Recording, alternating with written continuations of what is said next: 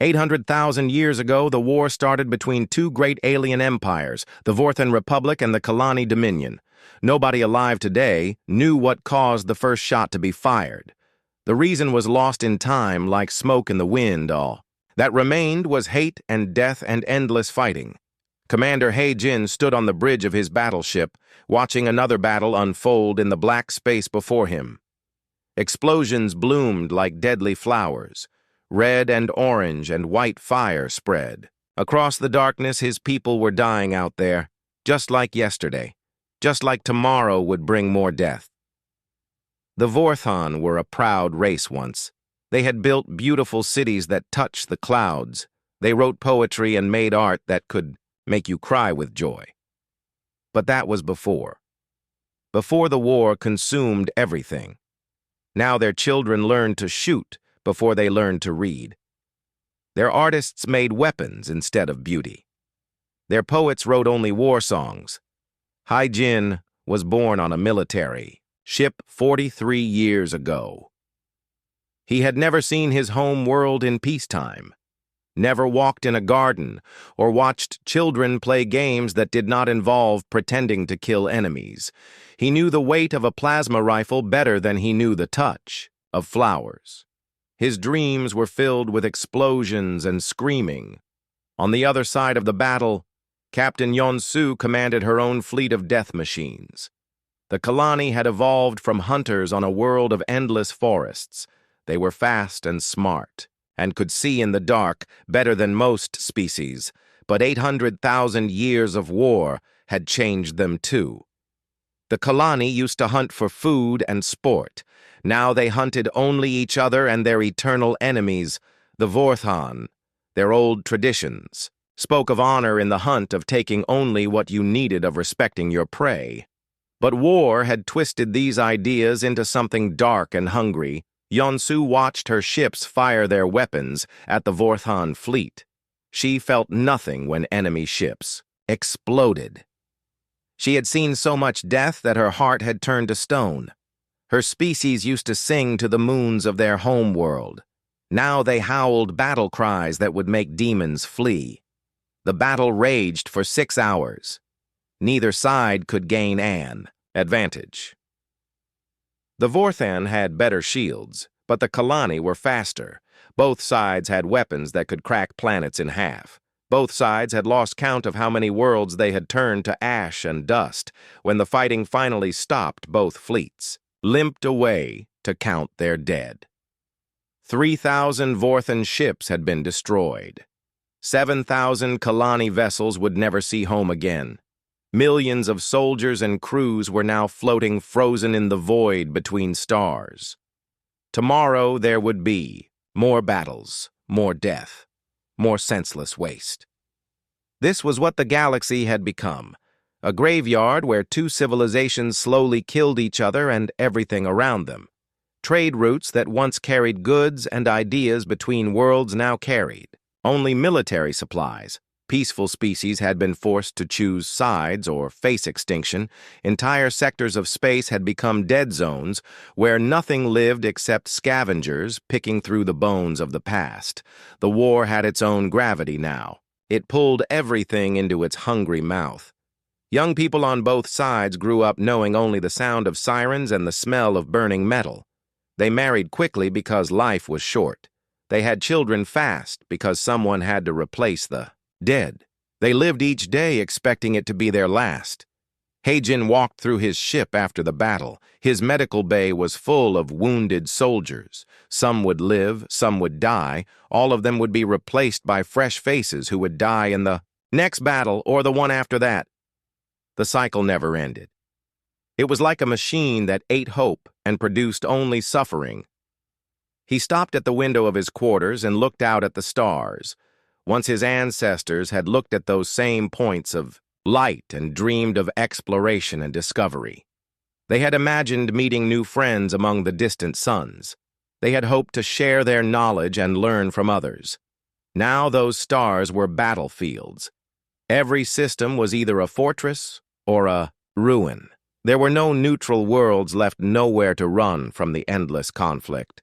The war had spread like a disease until it infected every corner of their part of the galaxy.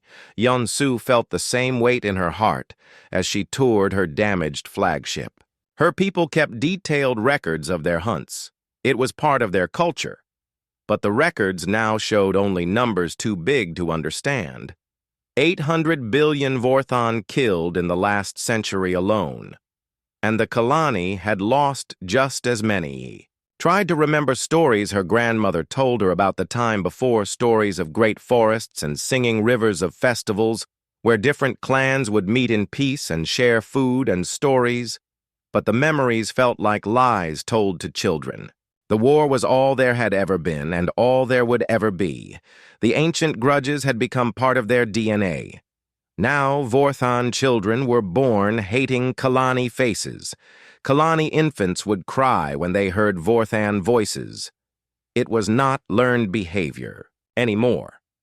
It was evolution, twisted by endless conflict into something ugly and permanent. Both species had forgotten how to make peace.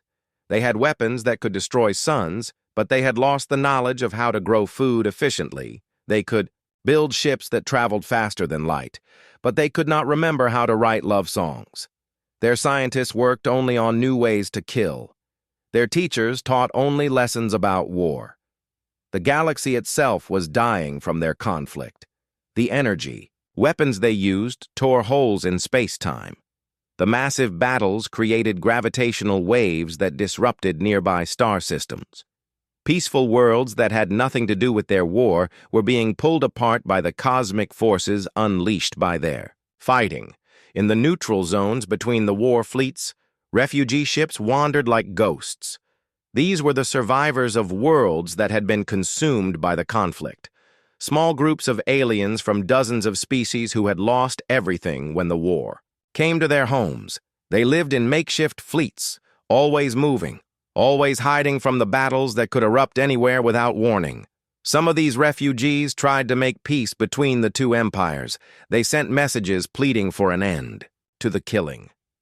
They offered to mediate or help find a solution. But their words fell on ears deafened by 800,000 years of hatred.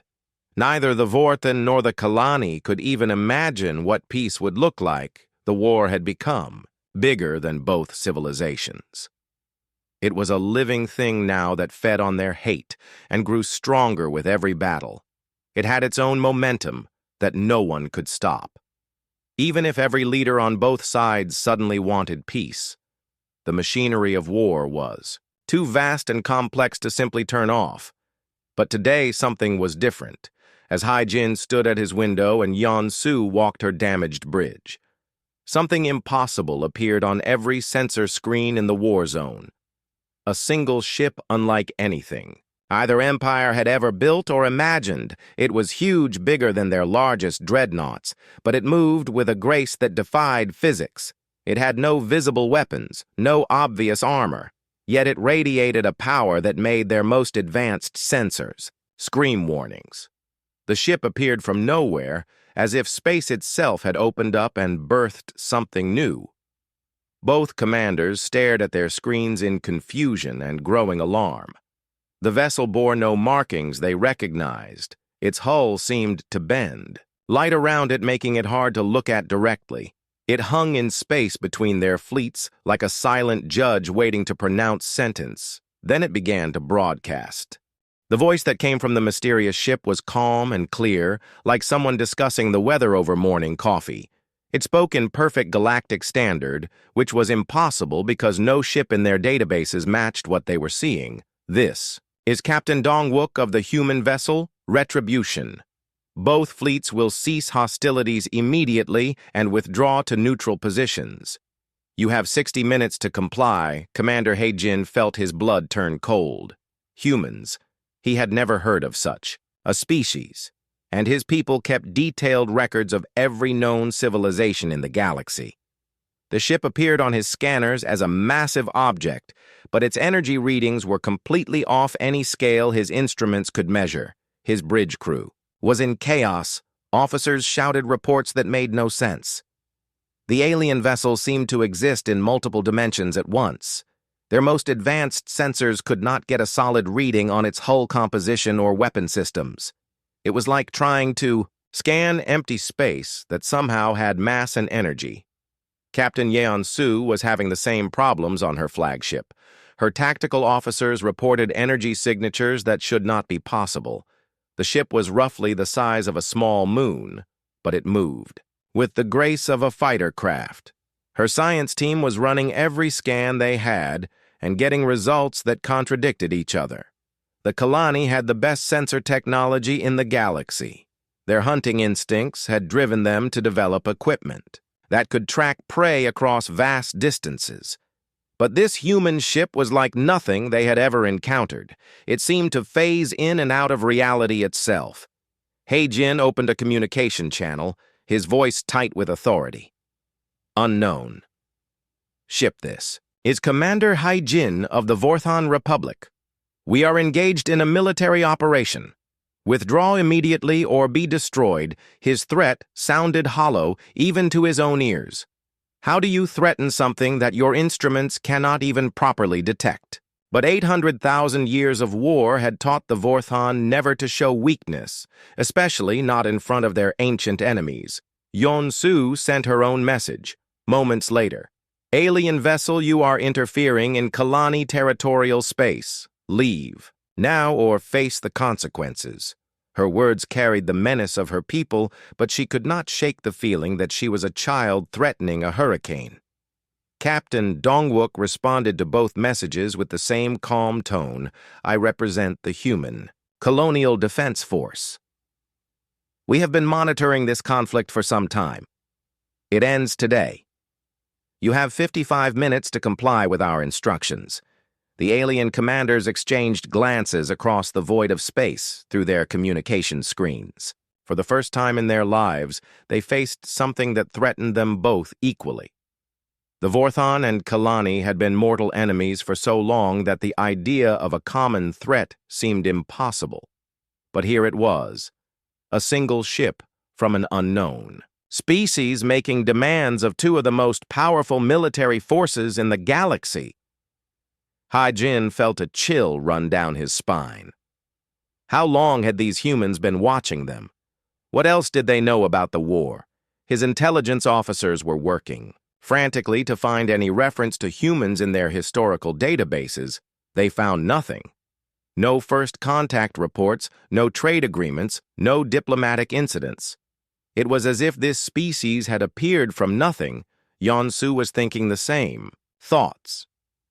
Her people were master hunters who could track the smallest clue across impossible distances, but there were no traces of human activity anywhere in their records. No ships detected at the edge of their territory, no communications intercepts, nothing. The implications were terrifying. If humans had technology advanced enough to observe the war without being detected, what other capabilities did they possess?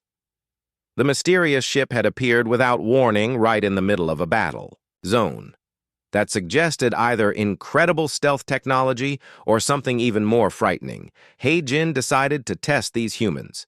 He ordered a squadron of his best fighters to perform a reconnaissance run on the alien vessel. 20 pilots launched. From his flagship, each one a veteran of hundreds of battles. Their ships were armed with weapons that could level entire cities. The fighters approached the human ship at high speed, using evasive patterns that had kept them alive through countless engagements. They expected return fire, or at least some kind of defensive response. Instead, something impossible happened. The Vorthon fighters simply stopped, not destroyed, not damaged, just completely motionless in space. Their engines were still, running, their pilots still conscious, but the ships would not respond to any commands. It was as if space itself had become solid around them. What did you do to my pilots? Hae-jin demanded, his voice cracking with barely controlled rage. They are unharmed, came Dongwook's reply. Their ships have been temporarily disabled. Consider this a demonstration of human technology. You now have 50 minutes. Yeon-su watched this exchange with growing horror. If these humans could disable 20 military fighters without firing a single shot, what else were they capable of? She began running deeper scans on the human vessel, but her instruments could not penetrate whatever material made up its hull. Her science officer reported readings that made no sense. The ship seemed to be made of a substance that did not exist in any periodic table they knew. Energy flowed through it in patterns that defied known physics. The vessel appeared to be generating power levels that should have torn it apart, both alien. Commanders realized they were dealing with something far beyond their understanding. But pride and 800,000 years of conditioning made backing down unthinkable. The war had become so much a part of who they were that the idea of stopping felt like death. Hai-Jin began calculating attack vectors. His tactical computer suggested that even if the human ship had superior technology, it was still outnumbered thousands to one. Simple mathematics said that no single vessel could stand against. The combined firepower of both fleets, Yeon-Su was running similar calculations. Her strategic mind was trained to find weaknesses in any enemy. The human ship was large, which meant it would be slow to maneuver. Her fast attack craft could swarm it from multiple directions, overwhelming its defenses through sheer numbers. Neither commander wanted to admit the fear growing in their hearts. They had both seen things today that challenged everything they thought they knew about technology and warfare. But retreat was not an option. The war machine demanded constant motion forward, always forward into death and destruction. The human ship continued to drift silently between the two fleets. Its presence seemed to warp space around it, making stars flicker and bend in ways that hurt to look at directly. Both alien crews reported feeling strange sensations like vertigo or the sense that gravity was flowing in the wrong direction. Captain Dong-wook seemed to sense their thoughts. His next transmission carried a tone of mild disappointment, like a teacher watching students make obvious mistakes. "I can see you are both preparing to attack. This would be unwise. Let me explain what you are dealing with." The view screens of both fleets, suddenly, filled with images that defied comprehension. They saw humans in simple clothing standing on the surfaces of stars as if the nuclear fire was no more dangerous than sunlight. They watched human children playing games that involved moving planets. Around like toys, the images continued showing human engineers rebuilding entire solar systems in a matter of hours. Massive construction projects that rearranged the fundamental structure of space-time itself. Cities that floated in the void between. Galaxies powered by forces that the aliens could not even name. Humans discovered faster than light travel about 1,200 years ago. Dong-wook continued in his conversational tone. "We have been watching galactic civilizations rise and fall ever since. Usually, we do not interfere. We have a policy of letting species work through their own problems." The scope of what they were seeing was impossible to process. Hai-Jin felt his worldview cracking like glass under pressure. His people considered themselves masters of technology, but compared to what the humans had achieved, they were barely past the Stone Age. Yeon-Su's tactical mind was trying to run calculations on what she was seeing, but the numbers would not work. The energy requirements for the projects shown in the images were beyond anything her people could imagine. It would take the combined power output of 1,000 suns. However, your war has reached a point where it threatens to destabilize this entire galactic arm. The quantum. Disruptions from your weapons are affecting dimensional barriers. If this continues, you will tear holes in reality itself. Both commanders felt the weight of cosmic judgment settling on their shoulders. They were not just fighting each other anymore. They were endangering the universe itself. And somewhere out in the dark between the stars, an ancient and powerful species had been watching and taking notes. The images faded from their screens, but the terror remained burned into the minds of every alien who had witnessed them. Commander Hai-Jin stared at his tactical display, trying to process what he had seen. Humans moving planets like children rearranging. Toy cities larger than star systems floating in empty space. technology that seemed to mock the very laws of physics. His officers were silent, their faces pale with shock. The Vorthon considered themselves the technological masters of the galaxy. Their weapons could destroy worlds, their ships could travel between stars in days, but what they had just witnessed made their greatest achievements look like cave paintings. Captain Yeon-su felt the hunting instincts of her people screaming warnings. Her species had evolved to recognize when they were the predator and when they were the prey. Every fiber of her being was telling her that she was now facing something that could destroy her without effort. The human ship continued to drift between, the two fleets seemingly unconcerned by the thousands of weapons pointed at it. Captain Dong-wook's voice came through the communications again, still carrying that same calm, casual tone that somehow made everything more frightening. You have 30 minutes. I strongly recommend you use this time to begin withdrawal procedures. My weapons systems are optimized for ending conflicts quickly and permanently. I would prefer not to demonstrate them. Hae-jin looked around his bridge at officers who had never known defeat. His people had been warriors for so long that the concept of surrender had been nearly bred out of them. But how do you fight someone who treats the movement of planets like a casual engineering project? His tactical officer spoke in a whisper. Sir, our computers cannot analyze their technology. The energy signatures do not match any known power source. The hull composition appears to be made of materials that should not exist. The ship seems to phase between dimensions. Yeon-su was receiving similar reports from her science team. The human vessel appeared to exist in multiple realities simultaneously. Her best sensors could only detect fragments of its true nature, like trying to see a forest by examining individual leaves. Her weapons officer looked up from his console with confusion. Captain, I cannot establish target lock. The computer keeps reporting that there is nothing there, but our eyes clearly see the ship. It is like trying to target empty space that happens to be ship-shaped. Both commanders faced the same impossible choice. Everything in their culture and training told them to fight, to never back down from a challenge.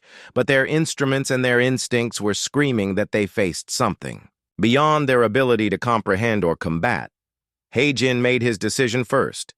If these humans wanted to interfere in the ancient war, they would learn the price. All ships prepare for coordinated assault. We will show them what 800,000 years of military evolution has created. He opened a channel to the Kalani fleet, something that had not happened in living memory. Yeon-su, I propose a temporary alliance against this new threat. When we have dealt with these humans, we can return to our proper war. Yeon-su felt her heart's racing. The idea of working with the Vorthon made her physically ill, but the alternative was facing this human threat alone. Her tactical mind told her that their only hope lay in overwhelming firepower. Applied simultaneously, agreed. She responded, the word tasting like poison in her mouth. We attack together, maximum firepower, all ships full spread. When the human ship is destroyed, we resume our conflict. Both fleets began maneuvering into attack positions. Thousands of ships that had been trying to kill each other moments before now coordinated their movements for the first time in history. The irony was not lost on either commander that it took an outside threat to make them work together. Captain Dong-wook seemed to sense the change in their intentions. His next transmission carried a note of genuine sadness. I had hoped you would choose wisdom over pride. But I understand your position. Your entire civilization has been shaped by conflict. It is all you know how to do. The human ship began to change. Its hull flowed like liquid metal, reforming itself into a configuration that hurt to look at directly. Weapons ports opened that seemed to exist in more than 3 dimensions. The ship's energy output spiked to levels that should have torn apart local space-time. This is the HCDF Retribution, a 50-year-old patrol vessel from our frontier fleet. It is designed for police actions against primitive species who threaten interstellar stability.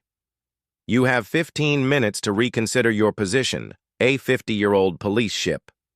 The words hit both alien commanders like physical blows. If this vessel with its reality-bending technology was considered outdated patrol craft, what would their actual military ships be like? Hai-Jin felt his confidence cracking like ice under pressure. His flagship was the pride of the Vorthan fleet, incorporating 8 centuries of military engineering and advancement. Yet the human casually dismissed it as primitive. He had spent his entire life believing his people were the masters of warfare. Yunsu was running probability calculations in her head. Her people were master tacticians who could analyze any military situation and find a path to victory. But every scenario she examined ended in complete annihilation of both fleets. The humans were not just more advanced, they existed on an entirely different level. The alien fleets continued their preparations, but doubt was spreading through. The ranks, like a plague, sensors operators reported readings that made no sense.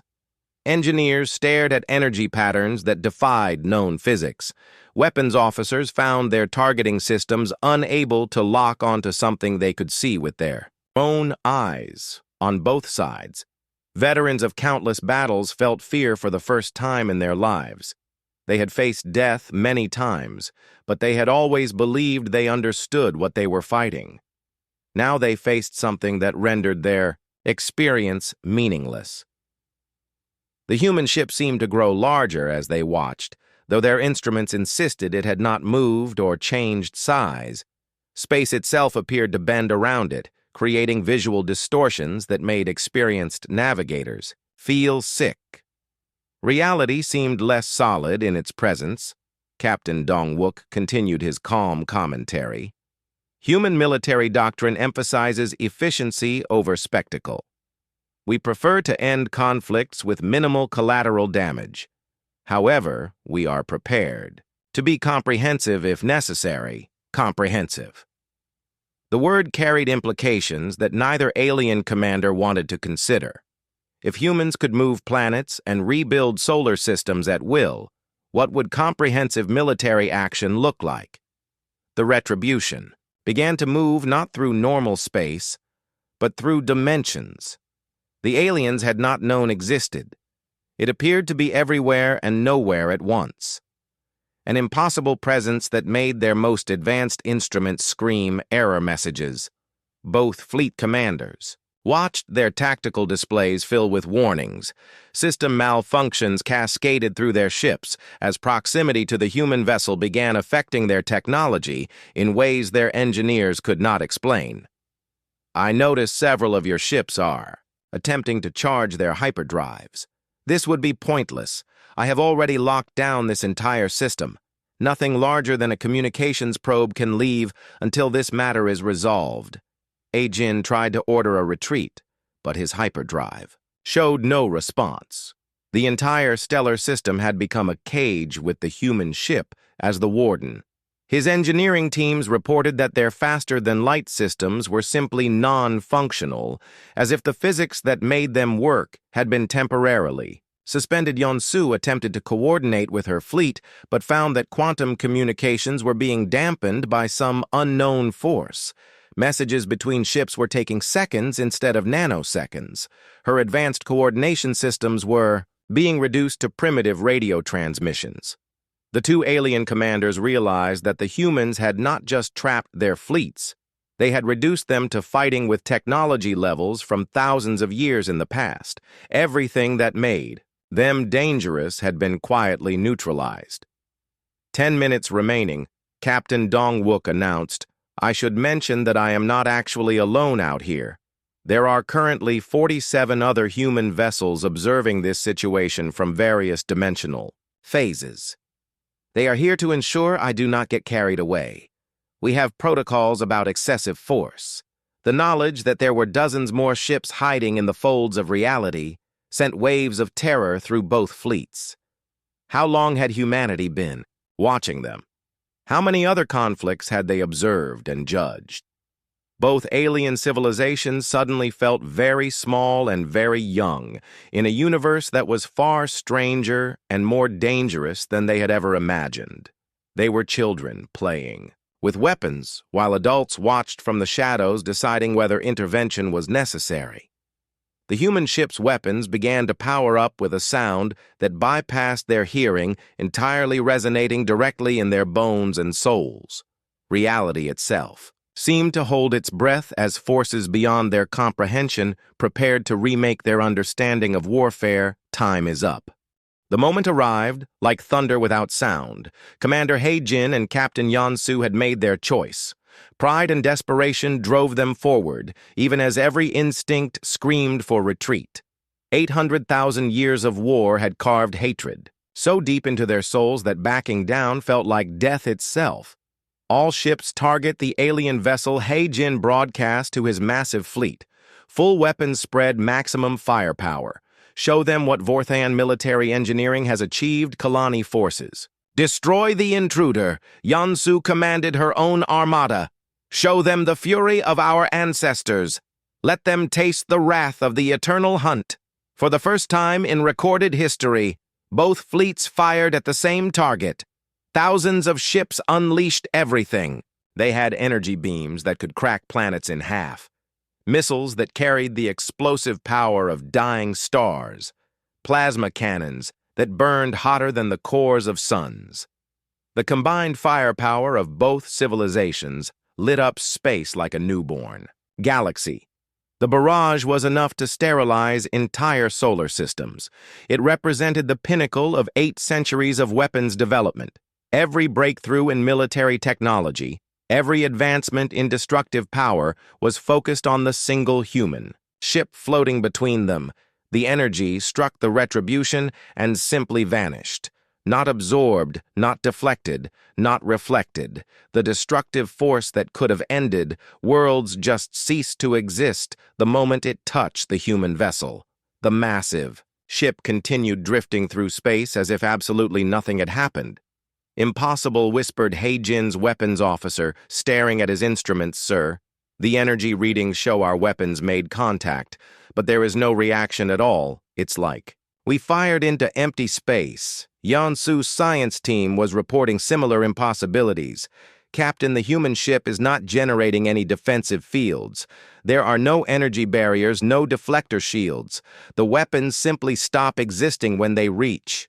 The Hull-both commanders stared at their displays in growing horror. Their most powerful weapons had accomplished nothing. It was like watching ants try to damage a mountain. The scale of the technology gap was so vast, it might as well have been magic. Interesting came Captain Dong-wook's voice, still perfectly calm and conversational. Your weapons operate on principles we abandoned about 800 years ago. Crude, but I suppose effective against your own technology levels. 800. Years ago, the humans had discarded technology more advanced than anything the aliens possessed nearly a millennium in the past. What were they using now? What level of advancement separated them from these primitive police actions? Since you seem determined to continue this conflict, let me show you what human military engineering looks like. The retribution began to change in ways that hurt to perceive. Its hull flowed like living metal, but maintained perfect structural integrity. Weapons. Ports opened that seemed to exist in more dimensions than the aliens could count. Reality bent around the transforming vessel. Stars in the background flickered and twisted as space-time itself was reshaped by forces beyond comprehension. The human ship was not just using advanced technology, it was rewriting the fundamental laws of physics in its immediate area. He-jin watched his sensor displays fill with readings that should not be possible. The human vessel was drawing power directly from the quantum foam that underlies reality itself. It was tapping into energy sources that his people had only theorized might exist. This is impossible. He muttered, his hands shaking as he gripped his command chair. No species can manipulate the basic forces of the universe like this. They would need to understand physics at levels we cannot even imagine. Yeon-soo was thinking the same thoughts, but her tactical mind was still working desperately to find some advantage, some weakness they could Exploit. Her people had been hunters for millions of years. They had learned to find the weak point in any prey. But there was nothing. Her instruments could not even properly scan the human ship now. It existed partially in their reality and partially in dimensions that her equipment could not detect. It was like trying to hunt a shadow that could eat stars. The energy output from the retribution spiked to levels that should have been physically impossible. The local space around the ship began to glow with exotic particles that had no names in any alien language. Matter and energy danced in patterns that followed rules unknown to galactic science.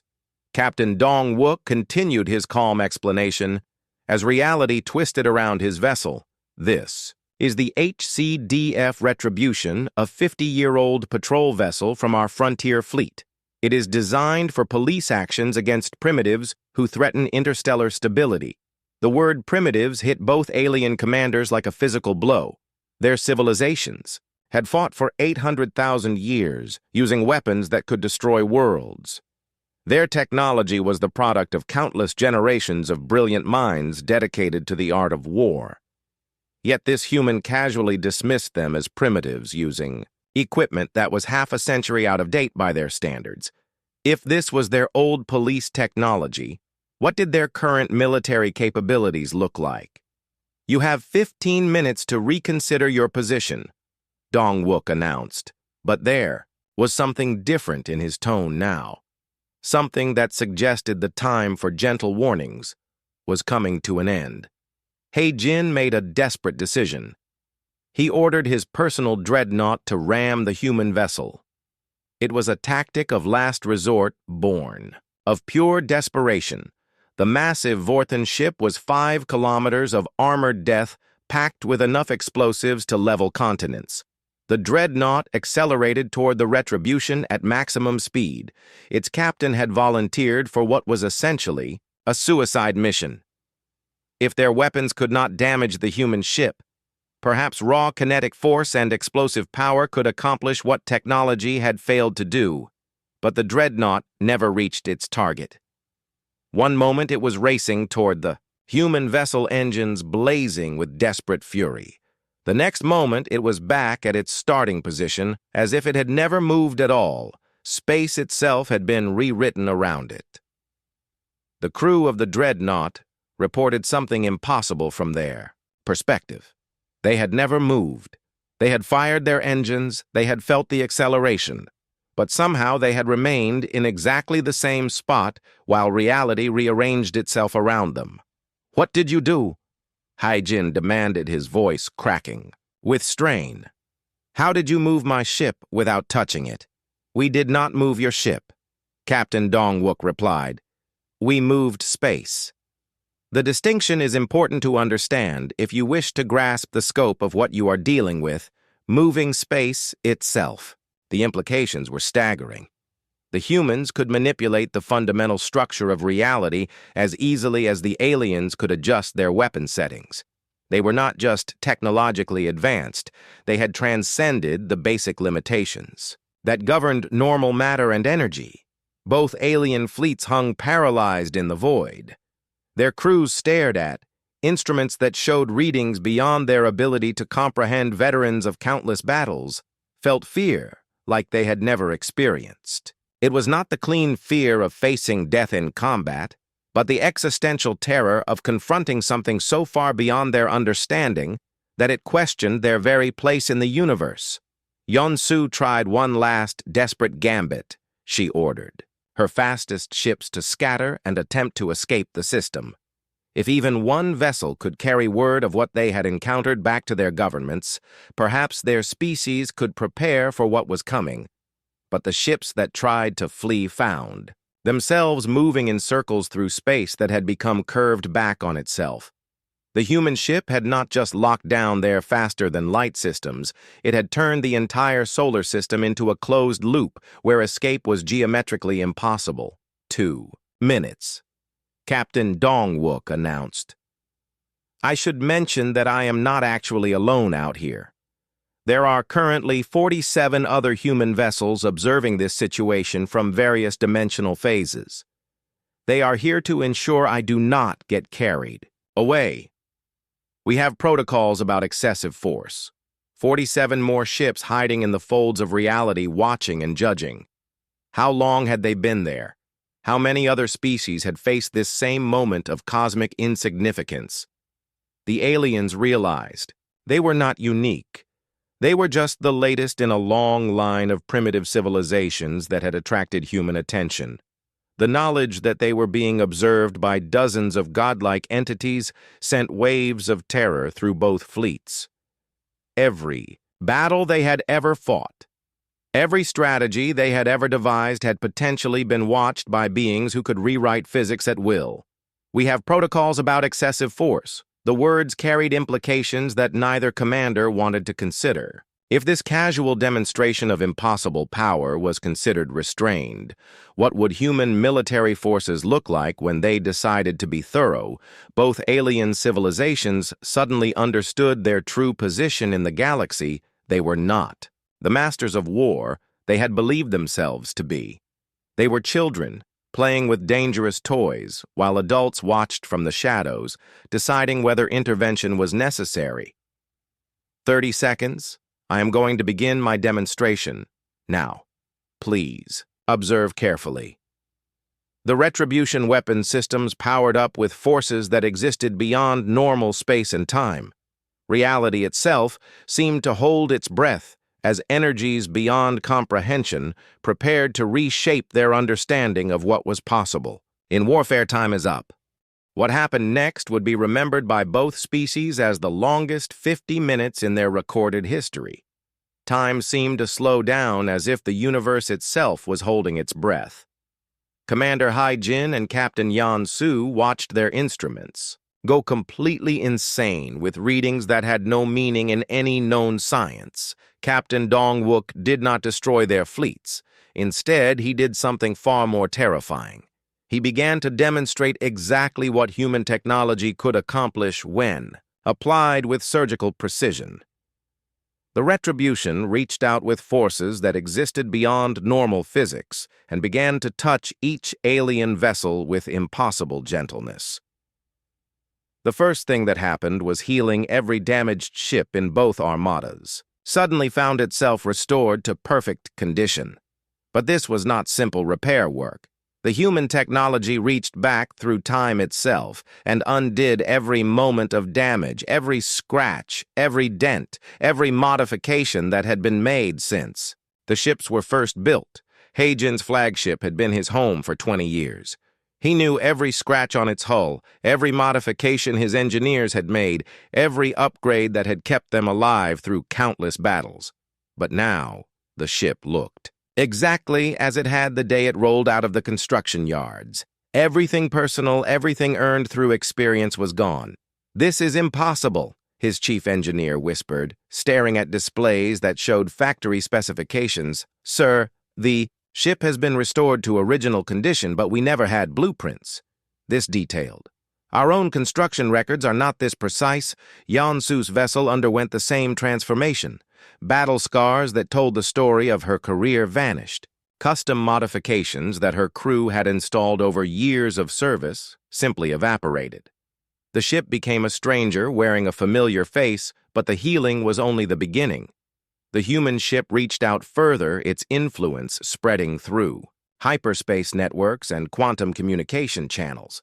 Like ripples in a pond, the effect began to expand beyond the immediate battle zone, traveling faster than light itself toward every world, controlled by both empires, on distant planets. Weapons. Factories suddenly found their assembly lines producing something entirely different. Instead of plasma cannons, they were manufacturing agricultural equipment. Instead of missile guidance systems, they were creating weather monitoring devices. War machine that had consumed both civilizations for 800,000 years simply stopped working. Military academies across thousands of worlds discovered their combat training simulators had been replaced with educational programs about astronomy and xenobiology. Weapons research laboratories found their equipment reconfigured for medical research and environmental restoration. Everything dedicated to death had become devoted to life. "What I have done," Captain Dong-wook explained, as both alien commanders watched their entire military infrastructure transform across the galaxy, is reset your civilizations to their pre-war status. Every weapon more advanced than a projectile thrower has been deactivated. Every military vessel has been reduced to civilian specifications. He-jin stared at his tactical displays, which now showed systems designed for scientific research and exploration. His mighty battlecruiser had become a survey vessel equipped for studying distant stars and cataloging new planets. His crew of hardened warriors found themselves surrounded by laboratories and peaceful research equipment. Your war machines are now exploration ships. Your weapons factories are producing tools for building instead of destroying. Your soldiers have been equipped for construction and discovery instead of death and conquest. Captain Yeon-soo felt her heart stop as she realized the scope of what had been done. Her hunter-killer flagship was now configured for colony, establishment, and terraforming operations.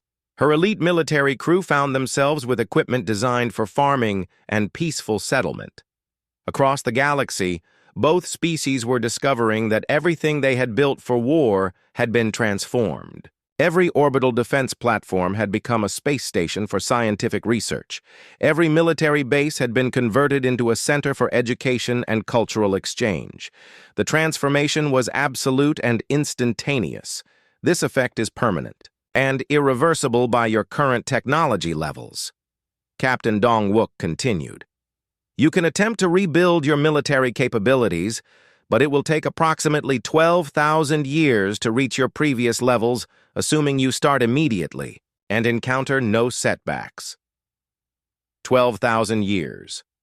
Both commanders felt the weight of cosmic time crushing down on them. Their species had spent 800,000 years perfecting the art of war, only to have it all undone in minutes by a single alien vessel. The mathematics were staggering. But He-jin noticed something else in the chaos of transformation.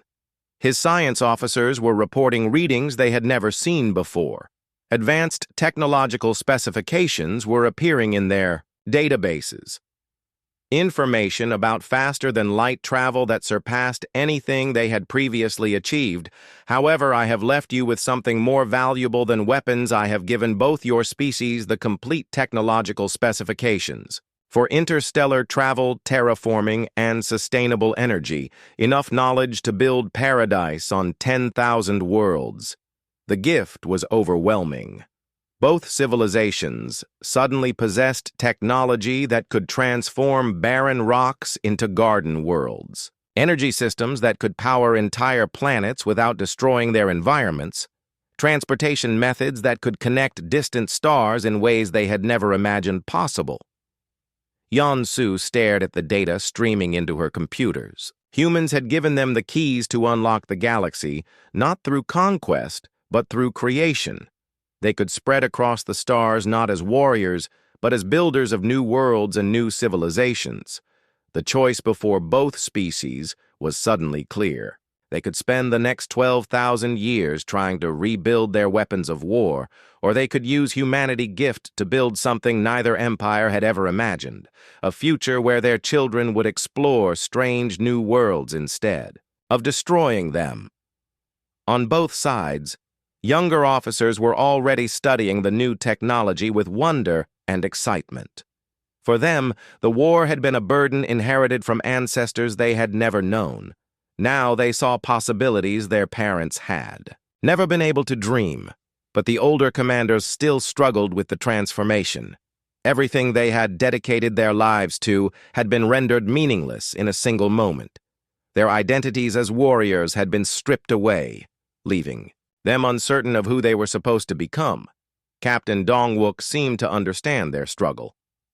The human race will be monitoring your progress, he transmitted as the massive retribution began to fade from normal space. We hope to welcome you both to the galactic community as peaceful civilizations. The words carried implications that both alien leaders were beginning to understand.